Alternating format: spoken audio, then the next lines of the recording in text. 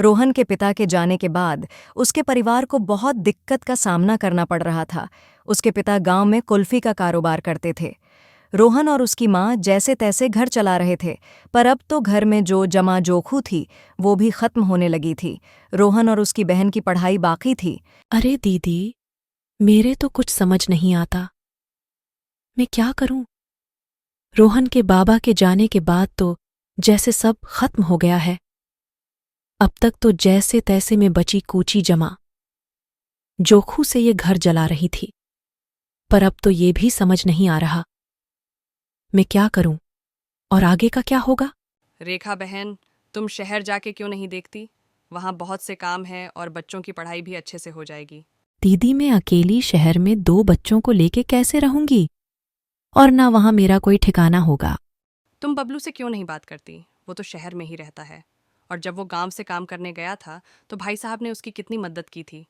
दीदी, मैं किसी को अपनी की हुई मदद याद नहीं दिलाना चाहती, पर आप ठीक कह रही हैं। मैं उससे बात करूंगी। थोड़े दिन उसके घर रहकर कुछ काम करूंगी। फिर जब मेरे पास कुछ पैसे जमा हो जाएंगे, मैं कहीं कोई घर किराए पर लेकर रह लूंगी। कुछ दिन बाद राधा बबलू से बात करती है। वो उसे थोड़ी सी हिचकिचट से बात करता है और उन्हें वहां आने को कहता है। राधा को उसके बात करने का तरीका थोड़ा अजीब सा लगा, पर फिर उससे लगा कि ये उसके मन का वहम है और वो शहर आ जाती है। पर बबलू की बीवी उन्हें देख खुश नहीं थी।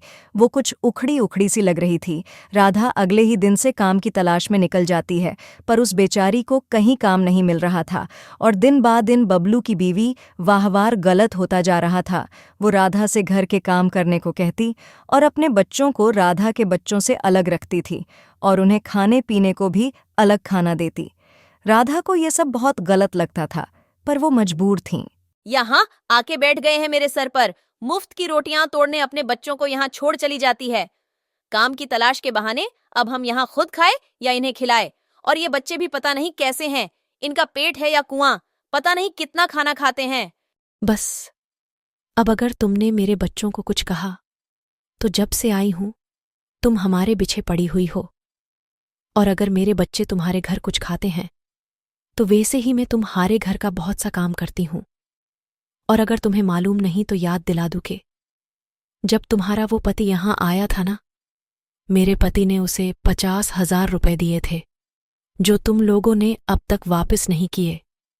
अरे, तुमसे तो ये भी नहीं हुआ कि मेरे पति के जाने के बाद उनकी अमानत हमें लौटा दो, जिससे हमारी कोई मदद हो जाए।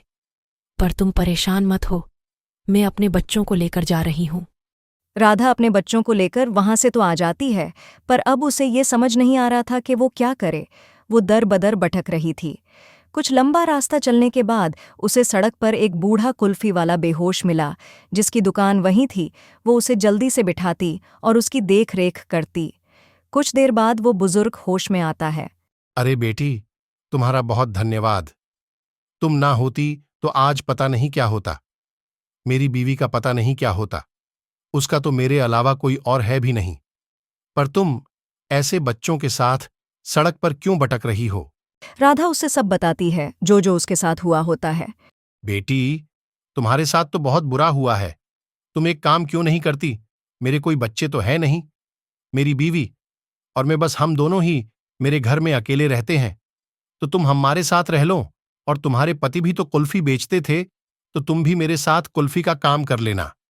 इससे मेरा भी फायदा होगा और जो भी मुनाफा होगा उससे हम बांट लिया करेंगे। राधा थोड़ी देर सोचने के बाद उसे हाँ कर देती है और उसके साथ उसके घर चली जाती है। उस बूढ़े बाबा की बीवी बच्चों को बहुत प्यार से रखती थी। वो उन दोनों को रोज स्कूल भेजती है, उनके खाने पीने का ख्याल रखती, जिसे राधा का खूब मन लगा रहता था।